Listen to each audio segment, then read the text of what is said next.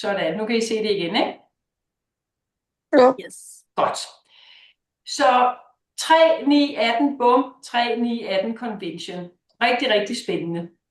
Og det der er i det, det er jo, at vi har den her convention i København, og det nytter jo ikke noget, man står 14 dage før og tænker, ej, hvem kunne jeg tage med af kommende businesspartner eller nye businesspartner. Det er noget, man begynder at allerede bygge op nu. Så vi har jo marts og april til at starte med at bygge vores forretning op med flere potentielle businesspartnere og flere first look, og hvad det nu engang betyder. For at vi i maj måned, okay, for at vi i maj måned alle sammen, så vidt muligt, vi gør det vi kan, vi hjælper hinanden det vi kan, til at få 3 nye businesspartnere med i maj. Fordi lykkes det dig at få 3 nye businesspartnere med i maj, så er der meget, meget, meget stor sandsynlighed for, at du måske har 10 businesspartnere med til oktober. Fordi 3 bliver hurtigt til 10. Så, og hvordan gør vi så det her? Det er jo, at hvis du kontakter 3 personer om ugen med en lille besked, der hedder, jeg har en spændende mulighed, jeg gerne lige vil vende med dig. Og det er der ikke nogen, der siger nej til.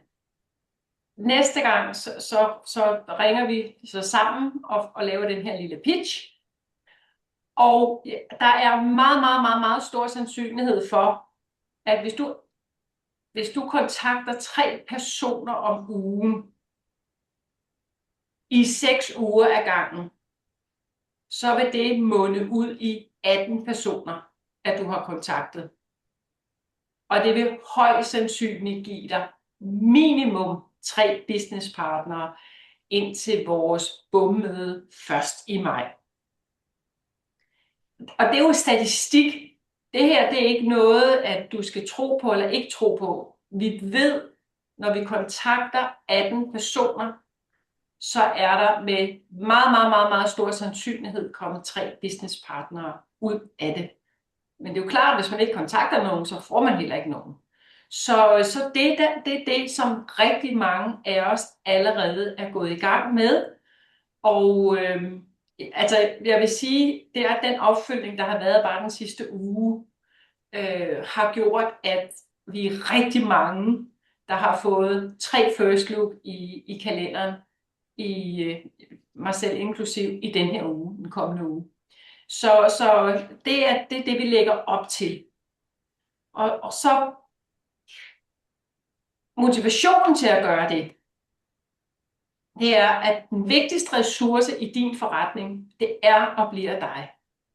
Vi har et koncept, der virker, vi har nogle produkter, der virker. Det har været afprøvet igennem mange år. Det er alle mulige slags mennesker, der går ind i det her. Hvis du følger, hvad der bliver sagt, og hvad der er konceptet, så vil du få succes. Men det kræver, at du er lærervillig. Hvis man ikke er lærervillig, så er det rigtig svært. Så er der noget, der hedder overbevisninger. Og der er jo nogle generelle overbevisninger, som flere slås lidt med. Man er bange for at være for meget. Man er bange for at anbefale et produkt, hvis man tjener på det. Man er bange for at få en afvisning, og det kommer vi lige til at tale om. Så kommer der en helt enkel opskrift. Det er pitch 1, pitch 2. Og bum, så har du 3 businesspartnere her med til bommødet i maj måned. Jeg vil gerne drille jer lidt, fordi det er sådan, at flertallet af mennesker, mængden af mennesker, de vælger noget, de kender, som nu er det på engelsk her, people choose familiar hell instead of unfamiliar heaven. Og det, der holder os i helvede, det er voldsomt det her, men det, der holder os i det, som vi ved trygge ved at altid gør, det er vores overbevisninger, fordi vi tænker de samme tanker, når vi vågner om morgenen, som vi har gjort i de sidste mange år, fordi 95% af vores tanker er de samme. Vi tænker, hvad der er sket, og hvad der kunne ske. Og når vi gør det, så er der simpelthen statistik for, ifølge Joe Dispenza, at så kan vi simpelthen forudsige folks liv. Vi kan forudsige, hvor de er henne om 30 år, fordi de bliver ved med at tænke de samme tanker, som de altid har gjort, og gør de samme vaner, og ikke kommer ud af deres komfortzone, og derfor kommer de ikke vegne. Så det handler rigtig meget om at ture og tænke nyt og tro på, at du kan komme et andet sted hen og hoppe ud af komfortzonen og få nogle lussinger af hen ad vejen.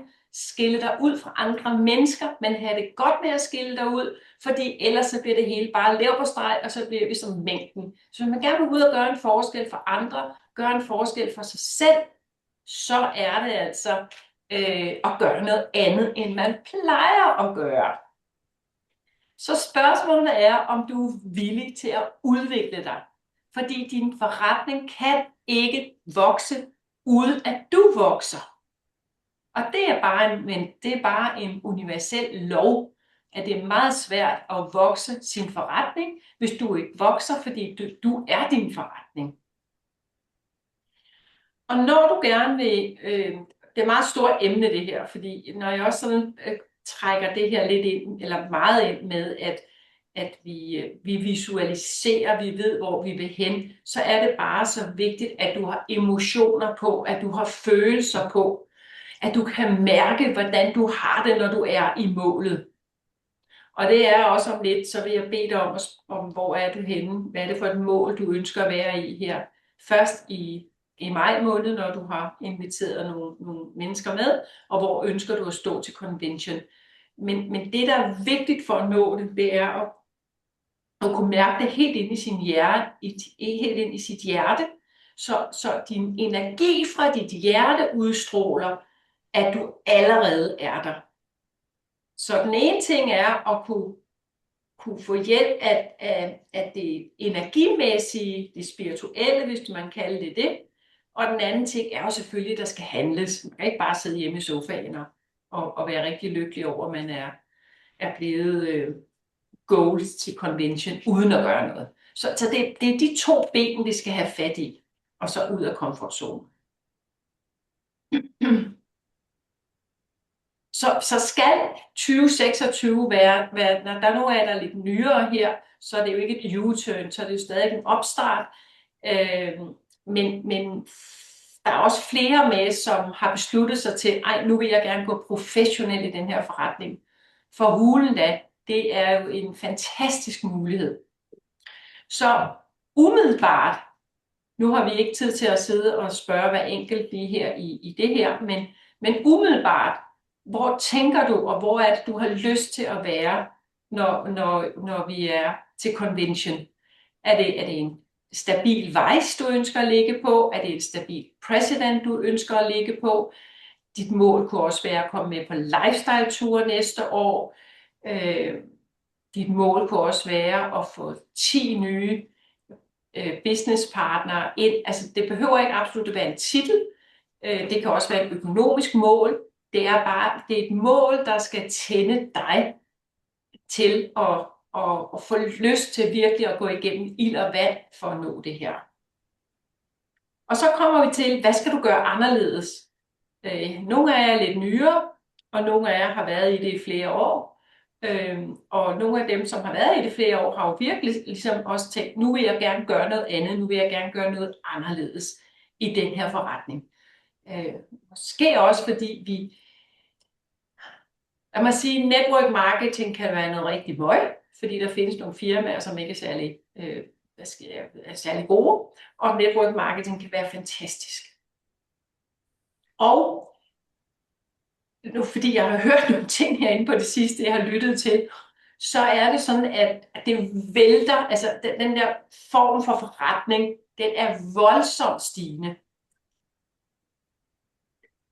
Forretningsmodellen er voldsomt stigende. Der er endda kommet et begreb nu i staterne, der hedder performance payment, fordi at vi er nået dertil, hvor vi gerne vil have betaling for det, vi rent faktisk gør. Og det gør man ikke, når man står nede på gulvet i Matas og servicerer kunder til 130 kroner i timen.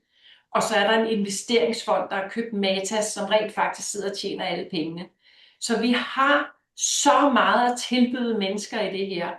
Det er så aligned med det, der sker i verden, at vi ønsker retfærdighed og frihed for alle, mulighed og sundhed. Så ja. Så hvad vil du gøre anderledes? For det er vigtigt, at du tror på den her forretning, for at du simpelthen ikke kan lade være. Det er også vigtigt, at du tror på dig selv i den her forretning. Og igen, hvis du ikke tror nok på dig selv, så lov mig at tage den tro, jeg har på dig i det her, fordi jeg skal nok hjælpe dig hele vejen til at komme i mål. Og så er det vigtigt at have, som jeg har lidt været inde på, den følelse, det er at være dig, når du eventuelt står der som vice eller præsident, eller hvad du ønsker, gold, diamond, hvad du nu ønsker til convention. Hvad er det for en følelse, der giver dig? Og den følelse munder jo ikke kun ud i en titel, det er jo fuldstændig ligegyldigt med en titel. Det er jo dybest set også ligegyldigt, at man tjener 100.000 om måneden. Det er egentlig ikke det, der gør dig lykkelig. Det, der gør det lykkeligt, det er, hvad det giver dig. Hvad giver det dig af frihed? Hvad giver det af mulighed for at hjælpe andre mennesker?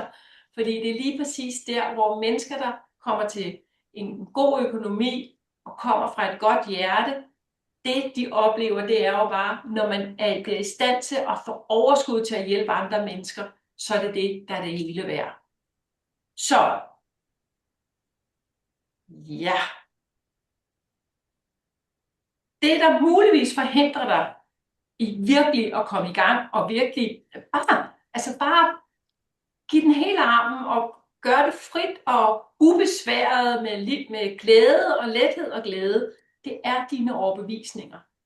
Fordi overbevisninger kan være for eksempel bange for at være afvist, være påtrængende, anmasende. Jeg tror ikke, jeg er noget.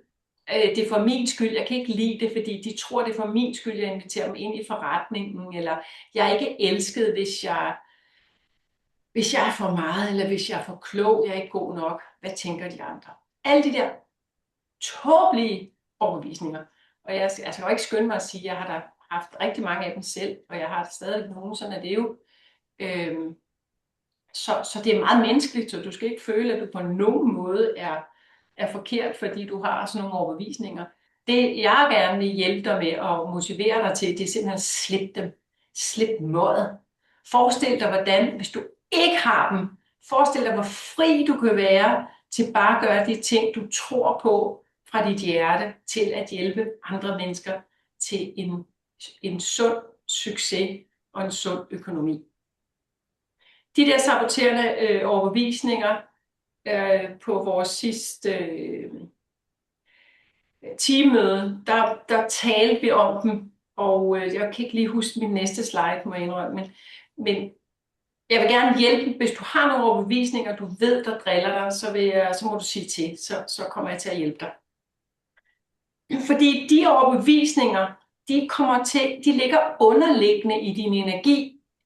Og det vil sige, at når du kommer ud og skal være med til et first look, eller selv holde et first look, så stråler de simpelthen ud fra din krop, hvis du har en overbevisning, som ikke er aligned.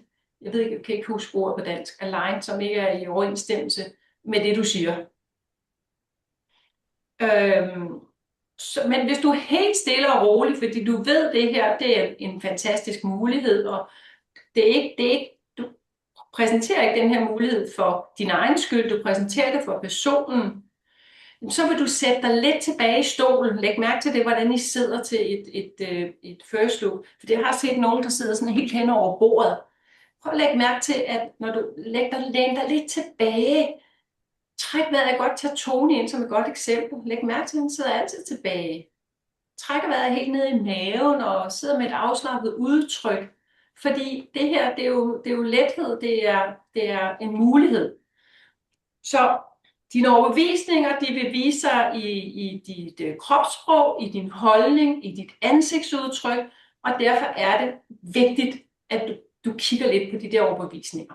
Og så kan du også hjælpe dig selv lidt med at blive mere bevidst over din holdning og hvordan du sidder. Og igen, stemmen. Er den stille og rolig, og er der pauser, og du er lyttende? Det betyder rigtig, rigtig meget. Fordi igen, det er faktisk noget, vi siger nogle gange, fake it until you make it, men sådan som andre menneskers underbevidsthed opfatter os, det er altså faktisk ret svært at fake. Så derfor er det en god ting at begynde at blive lidt bevidst om. Så er det nu, at du giver slip på de her overbevisninger. Forestil dig, at du er fuldstændig ligeglad med at blive til grin. Du er ligeglad med at dumme dig. Du er ligeglad med at skille dig ud. Du er ligeglad med, hvad andre mennesker tænker om dig. Du er villig til at give slip på de der skøre overbevisninger, som vi har fået ind via vores barndom eller ungdom, som vi har taget dem på os selv jo. Så i det øjeblik, du kommer til den her frihed, så vil det være meget, meget nemmere for dig at introducere ecology, både kunder og businessen til andre. Så bliver det bare nemt og sjovt, og så er det inden for altså, hvad kan man sige, den måde, du inviterer ind på, det er den måde, du gør det på, og så kan du ikke gøre det bedre end det, og så husk, at så er det andet uden for din kontrolzone. Så når vi har sendt 3, der siger vi, fordi vi er jo startet, og jeg håber også, I kommer med, at det her med, at man har sendt 3 sms'er afsted på en uge, så er det uden for din kontrolzone, hvordan folk reagerer. Så det er en kæmpe succes, du overhovedet har fået dem afsted. Og hvordan de reagerer, det er deres paradigme. Så hvis folk ikke har lyst til at blive hjulpet, det ved du også, der kan være nogen, der sidder med psoriasis eller noget andet over hele kroppen, og vi siger, at den her olie vil rent faktisk hjælpe dig. Og de siger nej tak. Det må vi respektere, det er der, hvor de er lige nu. Vi kan ikke hjælpe alle. Vi kan hjælpe dem, der er parat, og dem, der ved det. Sådan er det. Og selv Jesus, inden han healede folk, så spurgte han, om de ville være raske. Han gik ikke bare hen og healede dem, han spurgte om det. Og det kan man jo godt lære lidt af. Går vi lidt videre, for at vi lykkes i den her forretning. Jeg har haft flere kvinder inde, som har siddet i store stillinger. Og ved I hvad? Nogle gange så tænker man, hun har siddet der, til lederstilling, eller hun har siddet der og gør det og det der. At hun bliver rigtig god til det her. Og nej, det er de faktisk ikke blevet. Og det er de ikke, fordi de ikke er lærervillige, og fordi de ikke vil lære den disciplin, det er at være i network marketing. Når man læser til ingeniør eller tandlæge, så har man nogle ting, man skal lære i den disciplin. Og det er der også i network marketing. Der er nogle ting, man skal gøre for at få succes. Fordi der er mange andre, der har gjort det, inden vi er gået i gang. Og lad os nu holde os til det, de har gjort, fordi de har succes. Så det handler rigtig meget om at være lærervillig, og så handler det om at kunne de grundlæggende færdigheder. Og dem skal vi lære, når vi er nye, men vi skal også huske det, når vi har været i gang i flere år, at det er det, vi skal vende tilbage til, at sige, er det det, du rent faktisk også gør hver uge?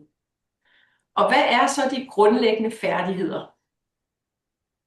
Det er at lave lister til kunder og til businesspartnere, fordi de er der hele tiden. Jeg elsker Cecilies udtryk, efter vi havde været på vores weekend, og hun siger, jeg har jo businesspartner overalt. Nu ser jeg lige pludselig businesspartner over det hele, fordi hun havde fået vendt sit mindset. Så der er businesspartner over det hele. Så er det, at vi skal have lavet 2 pitch til dem. Det kommer jeg ind på lige om lidt. Så skal vi jo have lavet, hvis det er businesspartner, et first look eller et kundeevent. Og så skal der altid følges op. Og når vi så har fået vores kunder ind, så skal de følges op selvfølgelig. Og når vi har fået en businesspartner ind, så er det, at vi skal lave start-up møder med dem. Og igen, der er så meget af det her start-up-møde, så jeg anbefaler 2 møder, fordi ellers så bliver de forvirret, hvis man skal have så meget at vide på én gang. Men én ting, det finder man også ud af, når man har været i forretningen et lille stykke tid.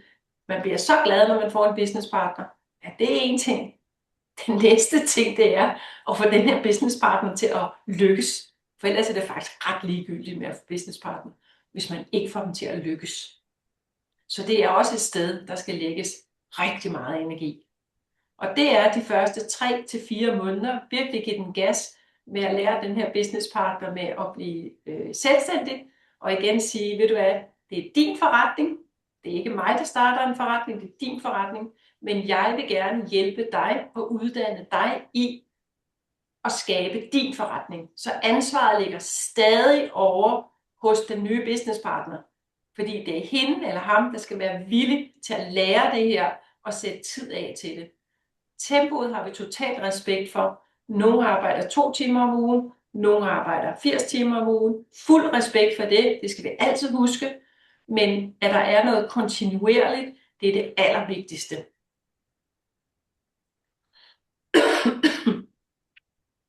Jeg bliver lige nødt til at gå tilbage, hvad det er, jeg har skrevet her, gentage punkterne, ja. Det er nemlig rigtigt. Og den her, den ligger inde i Go-gruppen. Der kan man jo altid finde de her core-opgaver, grundopgaver, og lave en plan for en uge. Hvilken resultat ønsker du i den her uge? Hvad skal du gøre for at nå det? Og hvilken følelse vil der give dig at nå det? Hvis man ikke har en ugentlig plan, og laver en lille smule hver uge, så tænker jeg næsten, at man skal opgive den her forretning. Det kan være et lille mål med, at man læser et kapitel i en network marketing bog. Det kan være en lille plan med, at man kontakter 1 kunde om ugen. Der er ikke noget, der er forkert i det. Men det, der er vigtigt, det er, at man gør lidt på ugebasis. For har du blot kontaktet 1 kunde om ugen, så har du altså kontaktet 52 kunder på et år. Så du skal altid tænke på, hvad er det, hvis jeg gør det her hver uge, hvad svarer det til på et år? Så der er ikke noget, der er for småt. Alt er rigtig, rigtig fint. Men det er vigtigt, der er en plan. Og jeg vil anbefale jer 100% at sørge for at have en, I deler jeres rawplan med, enten på ugebasis, og for nogen på 14-dages basis. Det er også fint. Det er bare det vigtigste er, at man er kontinuerlig. Der er ikke noget, der lykkes, hvis man ikke er kontinuerlig. Og nu er vi jo så i den her 3-9-18 plan, som jo, den er virkelig overskuelig, den er virkelig enkel for alle. Der er ikke nogen, der ikke kan kontakte 3 potentielle businesspartnere om ugen. Det er at kigge lidt i sin Facebook, kigge lidt på sin telefon, kigge sig rundt i sin familie, i sin vennekreds. Jeg lover jer for, at når man sender det ud, så vil der også komme nogen sendt til jer.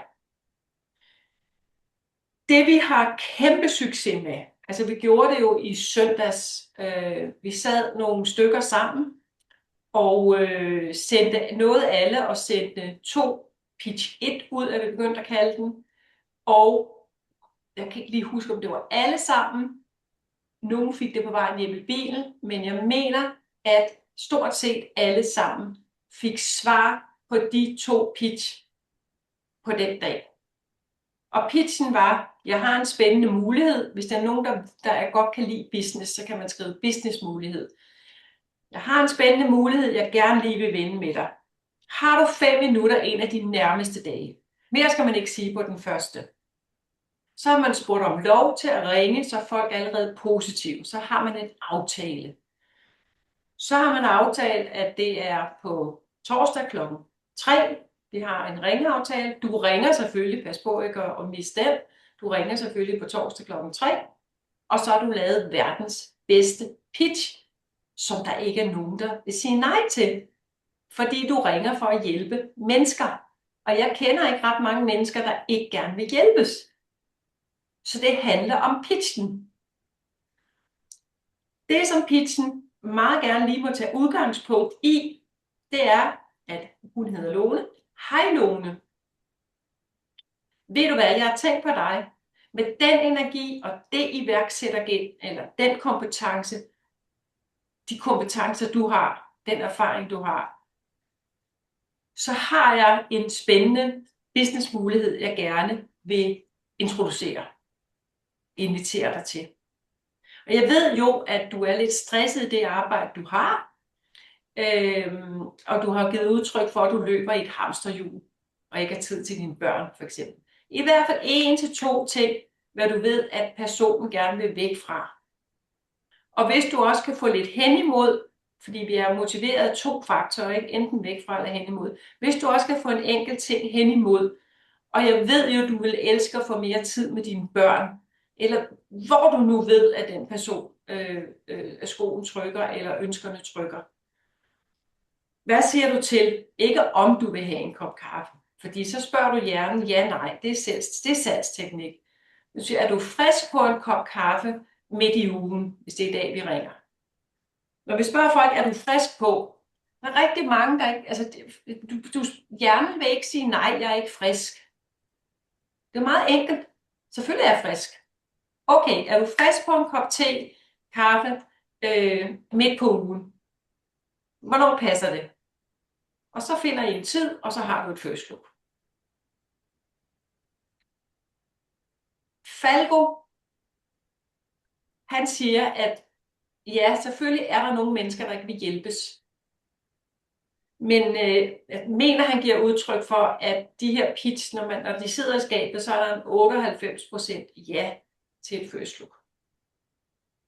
Og jeg ved godt, den her, som jeg lige har lavet her, det er til en person, du kender, fordi du ved, hvad du skal anerkende personen for, du ved, hvad personen vil væk fra, og du ved også, hvad personen vil hen imod. Så det er det, vi kalder en varm kontakt.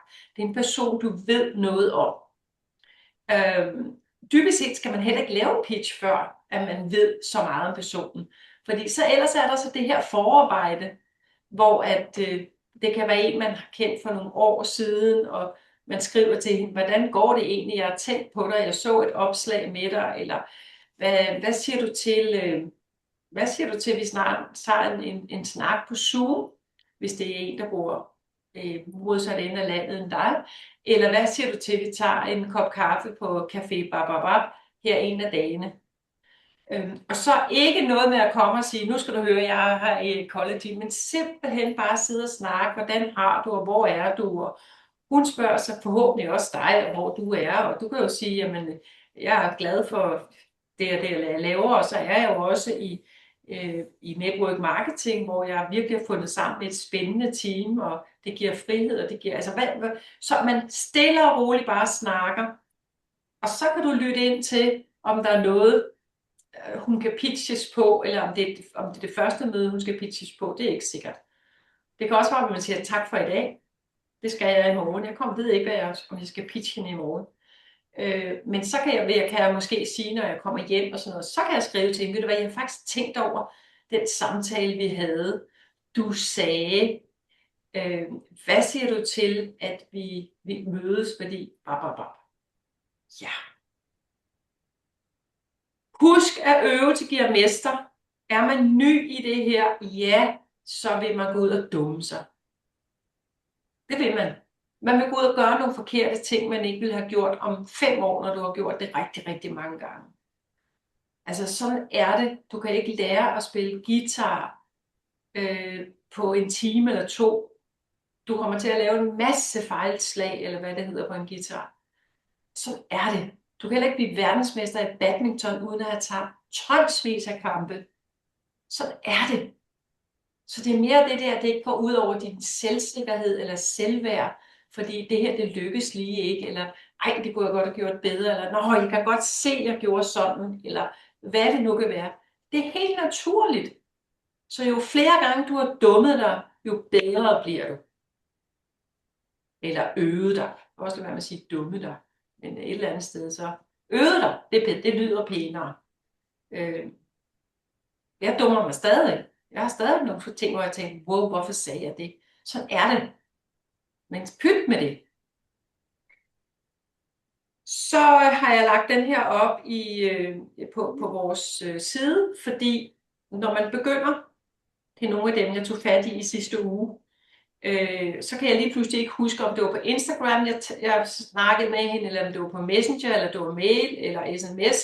Så det er rigtig, rigtig godt at skrive dem ned, du overhovedet giver en lille sms, en lille opmærksomhed. Få navnene ned. Få ned, hvor du har gjort det, hvad dato du har gjort det. Og så allerede der har du gjort et stort stykke arbejde. Så det hjælper dig også til at kigge tilbage på ugen og tænke, jeg har faktisk lavet noget. Altså hvor man tænker, man glemmer nogle gange nogle af dem. Men det giver dig, at du kan klappe dig selv på skulderen. Og så skriv lige ud for, hvad sagde det? Ja tak, nej tak, vender tilbage. Og så ind i din egen kalender med, hvornår at du eventuelt skal følge op, og hvornår du eventuelt har fået et first look. Det er sådan ja. Igen, hvis du skal være professionel, så laver vi også noget statistik på de ting, vi gør. Så kan vi godt se tilbage. Hvis er du i et firma, kan du aldrig finde på at bare gøre tingene og ikke skrive tingene ned. Vi skal holde lidt statistik med det, og kun for din egen skyld. Det giver bare et overblik. Og det kan også være, at der er en, du skriver her, du skal henvende dig til igen om et halvt år. Så det, jeg vil anbefale dig, og vi taler det sammen bagefter, men det er simpelthen at få lavet i hvert fald 3 sms'er og få sendt dem afsted. Jeg har en spændende mulighed, jeg gerne vil vende med dig. Har du tid her i løbet af ugen? Bum! Så ender det med, at du får 3 svar tilbage. Ja, det har jeg. Så bliver du bare så overrasket. Det var da egentlig nemt nok. Og så er det at selvfølgelig, at den her pitch skal laves, så den skal ikke med. Sådan at de får lyst til at høre mere om den her mulighed og den her forretning. Ja, så langt, så godt. Vi stopper her.